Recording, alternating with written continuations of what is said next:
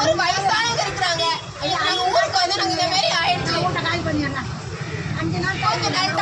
இந்த மாதிரி பண்ணாதீங்க. கொஞ்சம் கூட மனசாட்சி இங்க இருக்கிறவங்க எல்லாருமே அண்ணன் தம்பி தான் பழகுனாங்க. எல்லாருமே உடனே காலி பண்ண எப்படி பண்ண முடியும்? வெளியில வாங்க அவுட் தானே பேசுறேன். நாங்க ஒண்ணுமே பண்ணல.